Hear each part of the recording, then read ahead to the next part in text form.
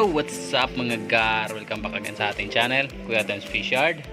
For today's video mga gar ay sasagutin lang natin yung nagtanong sa ating channel, sa comment niya sa ating latest video patungkol sa ating ilaw. Yun. Pero bago ang lahat mga gar ay mag-update muna tayo dito ng kaunti. Medyo malinis na kasi nilinis ko lahat kanina, so inabot tayo ng hapon sa kakalinis, kaya kung mapapansin nyo malinaw na yung tubig. So maliban lang dito kasi nagigreen na yung tubig nito, hindi naman tayo nagbo-water change ng full, kaya inuunti-unti natin, so luminaw lang ng kaunti. Ayan, pero the rest malilinaw. Ayan, so yung reserve natin na dalawang male na natitira dito natin nilagay kasi tinanggalan natin doon sa malaki kasi sayang yung space na apat lang yung nandito.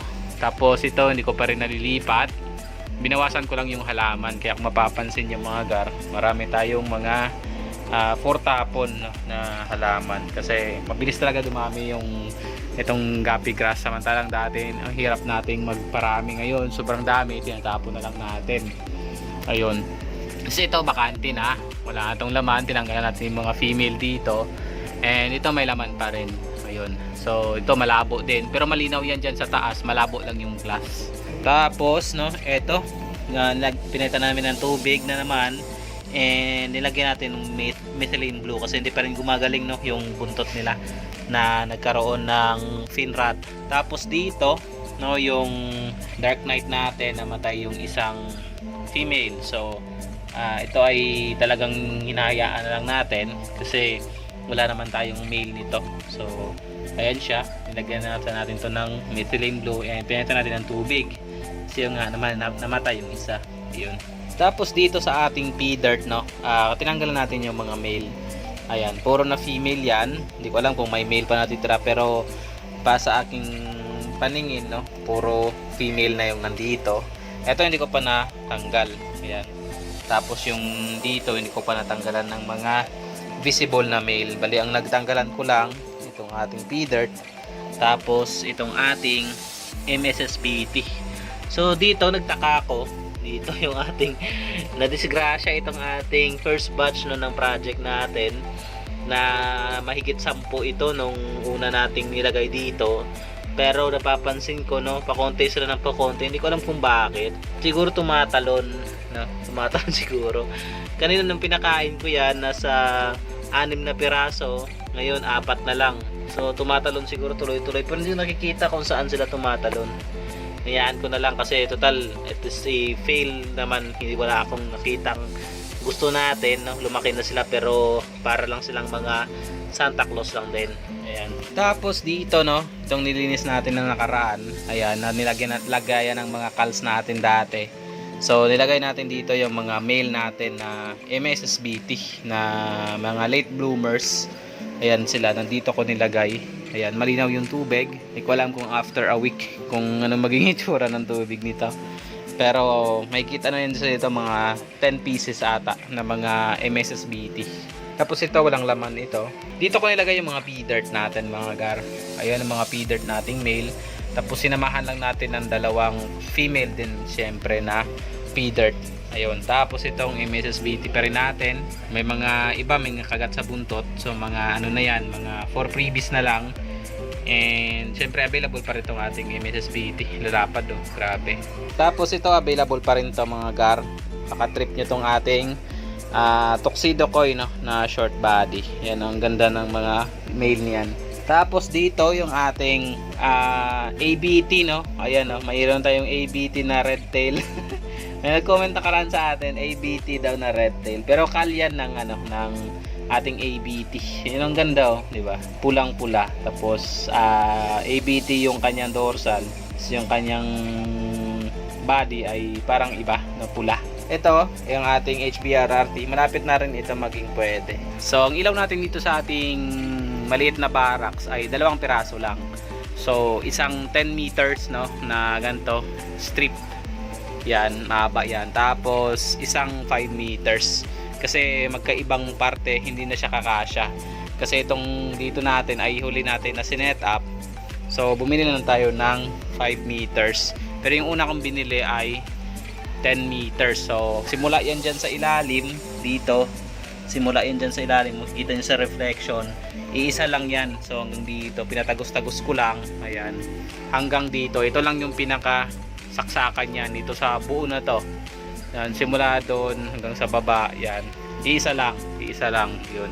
Tapos ito naman, ito sa sa ano na to, sa 3 layers na to. So pinatagos-tagos ko yan dyan siya hanggang doon, yan, isang ganto dito.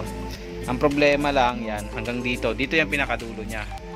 So ang problema lang nito, dahil ito parating bugbog talaga to, kasi may mga time na naiiwanan ko to ng 24 hours na nakaandar. So napunde yung dito sa taas natin, ayan o, napupundi siya, ayan. Gumana, ayan, pero napupundi yan siya. May mga time na hindi gumagana. Hindi ko alam kung bakit. Siguro napasukan ng tubig, kasi dulo na yan dito eh. Pinakorba ko lang. Sa Shopee ko lang din naman yan in order, mga gar.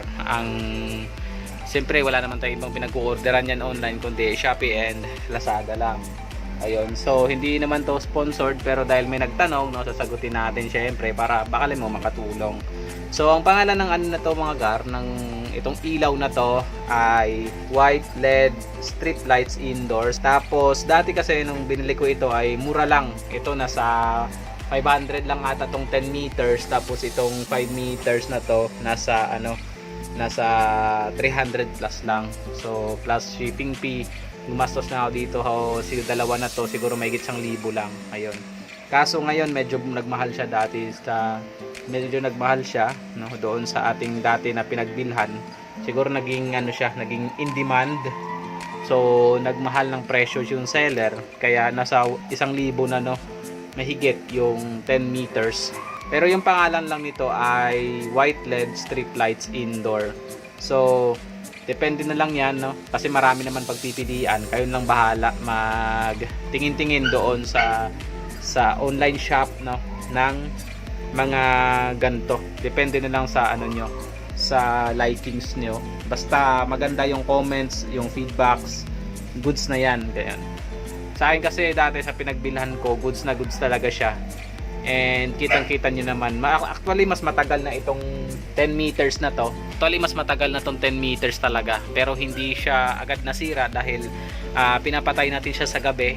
And kumbaga bago tayo matulog, pinapatay natin, and mapapaandar siya sa susunod ulit na pagdating natin galing sa trabaho ng gabi din. Ito lang kasi minsan na nakakalimutan kong patayin sa umaga.